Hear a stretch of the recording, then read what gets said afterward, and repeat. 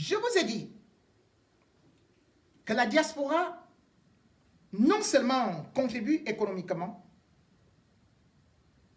mais surtout permet à l'État du Cameroun de faire des économies. Parce que je vous ai parlé des dépenses faramineuses que le gouvernement camerounais se permet de faire. Or, Paul Biya qui vient ici en France ou en Suisse dormir dans une suite présidentielle aurait pu économiser cet argent si jamais il dormait dans ces palais présidentiels. Les palais présidentiels au Cameroun ont été construits par Amadou Ahidjo. Et c'était dans chaque, ce qu'on appelle aujourd'hui, région.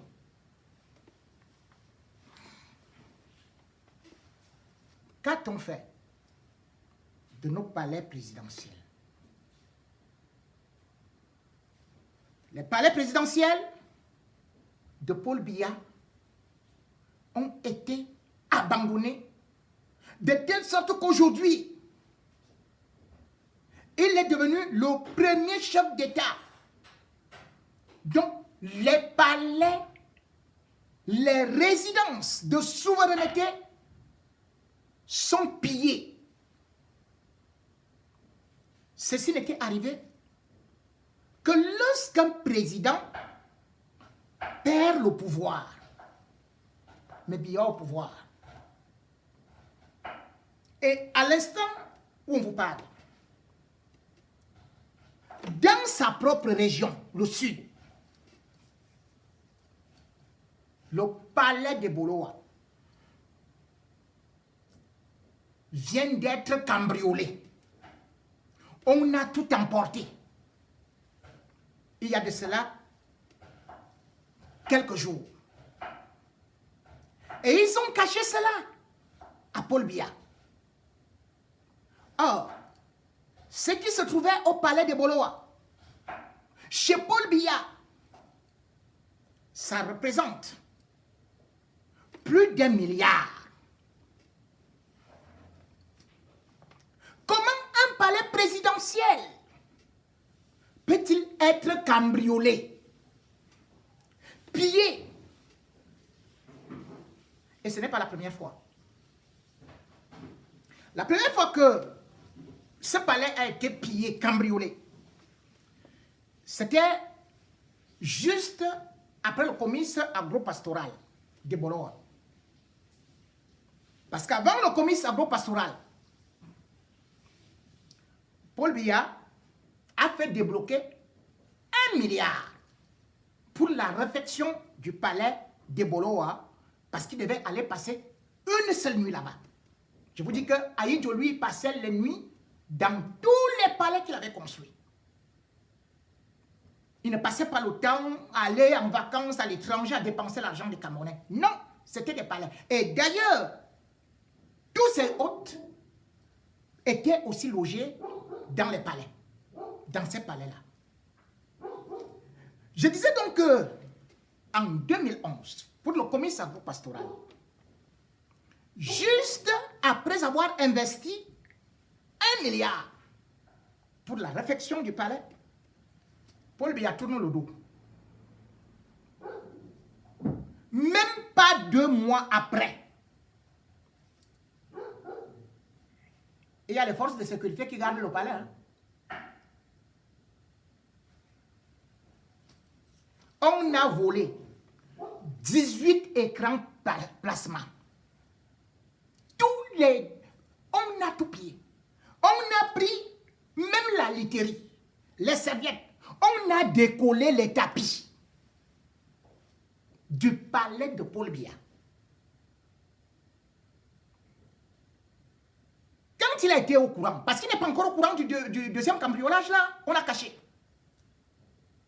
On a fait semblant d'arrêter 2 officiers, 3 sous-officiers et 5 personnalités civiles qu'on a envoyées à la prison de Kondengue, qui d'ailleurs ont été sortis clandestinement. Voilà le palais de Boloa.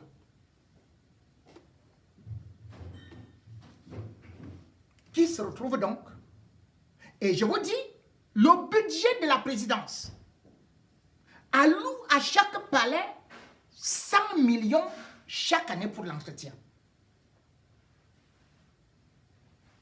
Il y a la sécurité, dit-on, là. Je vous prends le cas du palais de Bonanjo, à Douala. À Yedjo, on a fait aussi un joyau. Ça a 2 étages, une grande bâtisse. Et en 2011, c'est-à-dire que pour l'élection présidentielle du 9 octobre 2011, Paul Biya a encore fait décaisser plus d'1,2 milliard pour la réfection de ce palais. Parce qu'il devait aller dormir à Douala pour un seul jour. Tout était là. Biya, il va et rentre. Cette fois-ci, un an seulement plus tard, c'est-à-dire que le 1er octobre 2012, Paul Biya était parti à Abuja, au Nigeria. Il est invité là-bas pour le 50aire de la célébration de l'État fédéral. Quand il veut rentrer au Cameroun, le moteur commence à faire un bruit bizarre. Donc, il est obligé d'atterrir de toute urgence à Douala.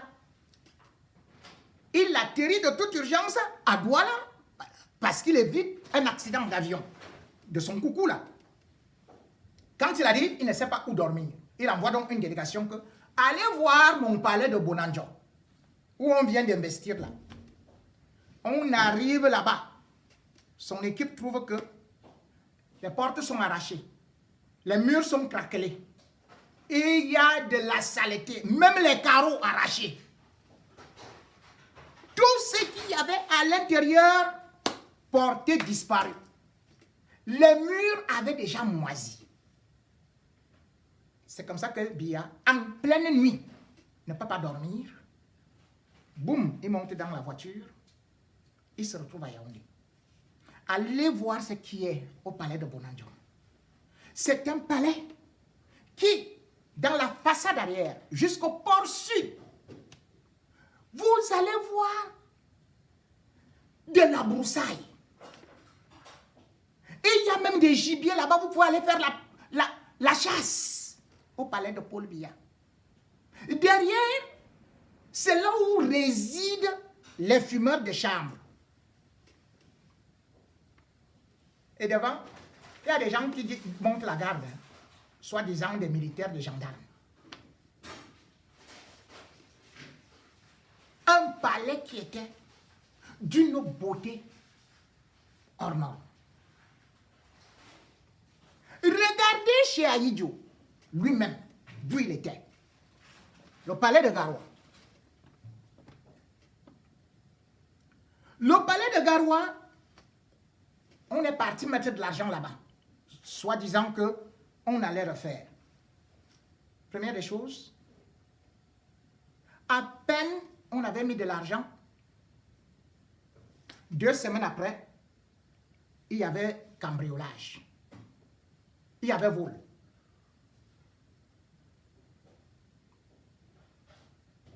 Voyez ce que c'est maintenant. Et en 2012, là-bas, on a même tué un certain Amidou. En plein palais, hein, il était en train de voler les lampadaires, de décoller ceci et de ceci. Et les soi-disant militaires étaient là devant. Hein. On a tiré sur lui. C'est devenu un palais hanté. Et ils disent aussi que le palais de Douala est devenu hanté. C'est pour ça que Biya ne peut plus entrer là-bas. Parce qu'on dit que c'est à côté du palais de Biya qu'on avait tué, qu'on avait exécuté Douala Mangabel. Donc du coup, on dit à Biya que Douala Mangabel vient souvent se balader là la nuit. Il détaille. Non loin de Garoua, vous prenez le palais de Ngaoundéré. Là-bas, c'est un chef-d'œuvre qui a été construit en 1975 parce que Ahidjo avait prévu cela pour l'inauguration de la gare ferroviaire de Ngaoundéré. Parce qu'il avait mis des rails modernes et tout et tout. Et qu'est-ce qu'il avait fait? Il avait construit 6 villas d'une beauté incroyable. Mais en Ngaoundéré, c'est la catastrophe. Abandonné. Il est parti guetter là-bas, bien quand pour fêter pour le quarantenaire, il est passé dehors. Non loin de ça, vous partez à l'est. Le palais présidentiel est situé au quartier Mokolo. Un beau quartier, chic et tout et tout. Là-bas encore, même chose. On a investi des milliards. Mais le palais de Bertois, Biya a fait rénover ça parce que on disait que en décembre 2011, il se rendait à Bertois pour la première pause de barrage de Lompangar. C'est des milliards qui ont été investis. Il est parti, il est revenu. Mais vous vous rendez compte que ce palais est dans l'obscurité. Ce palais est abandonné. Alors que c'était devenu une certaine fois la résidence des gouverneurs qui pouvaient au moins utiliser ça. Et le dernier gouverneur qui était là-bas, c'était le gouverneur de l'île. Mais qui avait abandonné le palais 3 mois avant que Biya n'arrive. Et depuis cette période-là, personne n'a plus jamais habité. En 2013, on a dit qu'on avait envoyé des groupes électrogènes qui ont coûté combien de millions. Le groupe électrogène n'a jamais fonctionné. Et on dit à la présidente de la République que parce qu'il manque le carburant. Mais il y a 100 millions qui sortent dans le budget. Prenez de l'autre côté, dans ce qu'on appelle les régions anglophones, vous prenez le palais de Bamenda qui est au quartier Upstation. Ce palais avait été construit par Ahidjo d'une beauté sublimale. Et c'est d'ailleurs dans ce palais que, justement pour la célébration du cinquantenaire de l'armée camerounaise, Paul Biya avait reçu pour la première fois Frundi. C'était en octobre 2010. Le 10 octobre plus précisément. C'est ce jour-là où il a passé presque son contrat avec Frundi. Ce palais a été rénové par le putschiste de Sao Tomé, sa famille.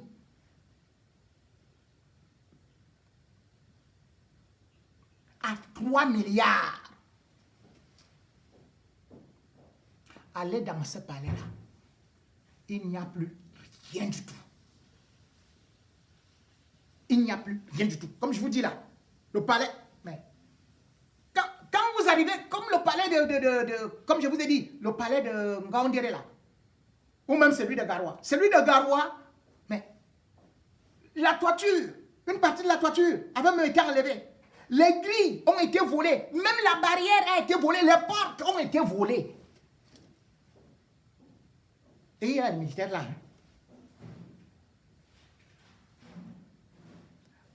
Bamenda a abandonné. À côté de ça, il y a un joyau qui a été construit par les Allemands. Le palais de Buea. Le palais de Buea a été inauguré, je crois, en 1920. Et bien sûr que lorsqu'on voit la beauté qui a été mise par le gouverneur allemand, cet endroit, comme tous les autres palais, aurait pu servir de ce qu'on appelle les musées, les lieux touristiques qui auraient rapporté beaucoup d'argent. Mais le palais a été rénové lui aussi à 3 milliards. Je vous rappelle quand même que la ville de Buea a été la capitale du Cameroun entre 1901 et 1914. Le Cameroun allemand. La ville de Buea a été la capitale, bien sûr aussi, du Cameroun britannique de 1946 à 1960. Donc, cette ville devrait être une ville touristique. Parce que vous avez la fontaine Bismarck qui a été construite en 1887. Vous avez de l'autre côté le cimetière allemand. Mais allez-y là-bas.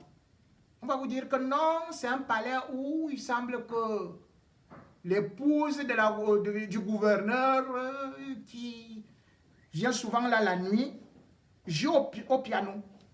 Et du coup on dit, c'est un palais hanté. Mais si le palais est hanté, transformez ça en musée. Vous regardez de l'autre côté, même ici au centre, à côté de Nakchigal, à Batchenga, où Amadou Ahidjo recevait même les présidents français.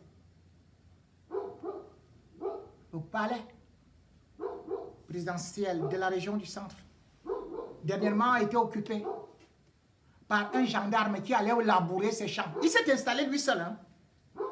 Tout le matériel qu'il y avait dedans et tout et tout. Ce n'est que 3 ans après que le cabinet civil a découvert qu'un gendarme faisait les champs dans le palais. Et c'est là où on est venu le sortir et le palais est resté comme ça là, abandonné. C'est du gaspillage.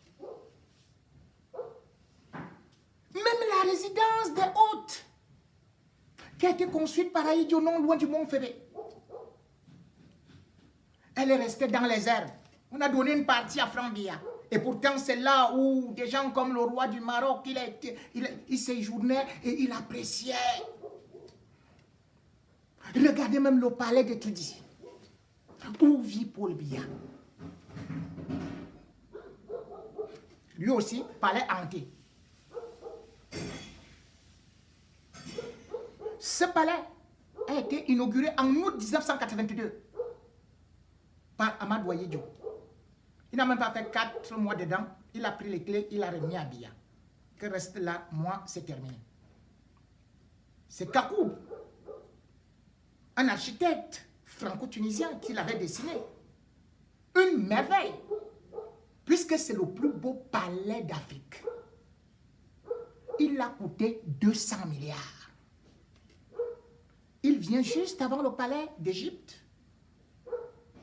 Puis avant le palais de l'Égypte, d'Abedin, qui date d'ailleurs de 1884 et qui a été détruit et refait.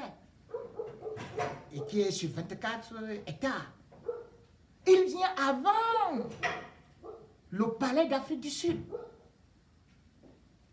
Il vient avant le palais du Ghana. Aucun palais d'Afrique francophone n'est à côté. Je vous ai dit, c'est le plus beau palais d'Afrique. Selon le classement, ce n'est pas moi qui donne. Ce palais-là Parce que le 10e de l'Afrique francophone, c'est le palais du Sénégal, hein, qui a été cédé par le gouverneur de l'Afrique occidentale française, qui a été cédé à l'État sénégalais. Donc nous savons le plus beau palais que bien n'est même pas capable d'entretenir. Puisque vous vous rendez compte qu'en 2008, dans la nuit, du 14 au 15 septembre, une pluie s'abat au palais. Boum! C'est le mur, la clôture du palais qui s'effondre. Biya s'enfuit pour aller se réfugier. Où? Dans le bunker. Il a fallu attendre des mois pour que ce palais, pour que ces murs, qu'on le refasse.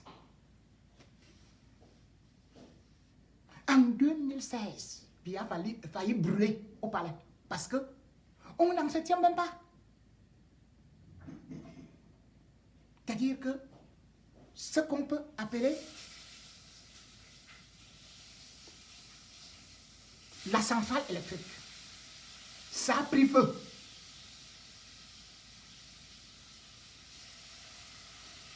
Il a fui même là où Aïdjo lui avait dit que c'est ici qu'on doit habiter. Il est parti plutôt habiter en disant que la maison était hantée. Où je vous ai d'ailleurs parlé de l'affaire de Père Erga, pour aller habiter au bâtiment C. Cette beauté. Quand on voit tout ça, on se dit donc, c'est une vraie malédiction. Incapable d'entretenir un palais. Les palais, la beauté. Paul Biya est incapable.